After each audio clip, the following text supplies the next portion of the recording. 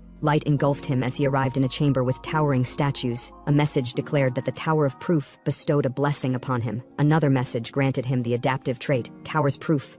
Rewards materialized before him. An enchanting book, the soul of a red dragon, a sacred herb seed, and 5 sacred herbs. More items filled the display. Equipment, rare materials, and other rewards. System messages displayed increases in magic by 5, mana recovery speed by 20%, and magic power by 10%. Sun Wu clenched his fist and said it was done. A message congratulated him. Fireworks erupted as the tower announced that he had successfully cleared the hidden floor of the imaginal world. Scene shifts, and we see Lee Seo-jun and his classmate that commented that things were finally starting. Lee Seo-jun told him to check something. When he looked, he saw the photo they had taken earlier, and asked why it looked like that. Lee Seo-jun told him to look closely. He zoomed in, and his expression shifted with shock. The image revealed a man wearing a hat behind them. He wondered if those eyes could be a mind's eye. Sun Wu noticed the same man wandering unsteadily near a building. He watched the clock tower and muttered what the time was. He grew tense as he thought it was getting closer to 8. He questioned why Lee Seo-jun had not appeared yet. He waited while the man continued stumbling across the rooftop park. Sun Wu checked the time again, realizing it was almost 9, and wondered if he had to intervene himself. He reminded himself this was part of the main story, not a side quest. If he handled it wrong, he could break the plot. As the man swayed forward, a student ran toward him and asked if he was all right. Red markings spread across the man's body as his eyes glowed. He slowly turned toward the student. Sun Wu silently murmured no, as he saw blood splatter across the ground. The injured student collapsed, choking and coughing as the man tightened his grip around him. The man's eyes glowed red as he swung violently, tearing into the student and throwing him aside. He struck again, crushing him with repeated blows until the body fell limp. Dark energy surged through him as his muscles swelled and his form twisted. A girl nearby screamed as the transformed man turned toward her. His body expanded again, crackling with dark power. People watching from a distance identified him as a demon and said he had gone berserk. Some urged others to call for help and report it immediately. Sun Wu grabbed his staff, thinking there was no time to hesitate. He ran forward. He then thought to forget the stick and focused on saving the people first. The boys who reported the photo spoke to an officer who confirmed their report. The officer examined the image and stated the eyes belonged to a person without a doubt. He identified himself as Wizard Association Counterterrorism Special Force Agent Jung Hyun-soo. The agent reviewed the photo and confirmed it was taken nearby. The two boys answered that it was. He assessed the situation, calling it a disaster with crowds gathered because of the festival, adding that the creatures became stronger the more blood they consumed. Lee Seo-jun suddenly reacted, sensing something unusual. He identified the surge of mana and stated he was certain. The agent immediately sprinted toward the source. Elsewhere, a group questioned whether the area was even safe. One of them noticed someone approaching and asked who it was. The transformed man advanced toward the girl as she begged anyone to help her. The creature struck down, forcing the girl to fall back. She screamed while Sun Wu intercepted the attack just in time. He noted how close it was. The creature then redirected its focus and began running after her again. Sun Wu judged the demon to be at least rank B and considered direct confrontation equal to death. He prepared mana, deciding to use all of it at once. He released the attack, directing it toward the creature. He reminded himself to aim for the weak point. The blast hit the creature in the head. Sun Wu stood frozen as the mutated man rose from the shadows, his eyes reflecting the approaching threat. The creature's staggering steps sent dust curling through the night air. The monster's half-destroyed face twisted as it regenerated, flesh crawling back over over bone. Sun Wu realized his earlier attack hadn't fully destroyed its brain. The beast growled, surging with darker energy. Sun Wu leapt forward, clutching his staff as he closed the distance. Landing hard, he steadied himself and admitted he had planned to save his next move for later, but now had no choice. Lines of blue light flashed across his body as a notification activated. The skill heart of nature awakened, filling him with surging mana, his recovery speed instantly increasing. Mana swarmed around his hands, coiling into several glowing orbs. He acknowledged he might not finish the creature within a minute, but he could at least cripple it. The monster lunged. Sun Wu sent the orbs spinning into formation, propelling himself forward with enhanced speed. He hurled the barrage toward the charging creature, driving it back with repeated blows of concentrated mana. Sun Wu extended his hand again, releasing another surge. Multiple blasts struck the monster's face, hammering its head and staggering it further. Then he urged the creature to try blocking it. The creature raised its arms to defend as he declared he was aiming only for its head. The monster roared as the strikes hit. Sun Wu noted that his attacks were working, and thought that if he kept this up he could finish it. A sudden flicker of light leaked from his chest, and he reacted with surprise as the mana within him trembled. He realized that a minute had already passed.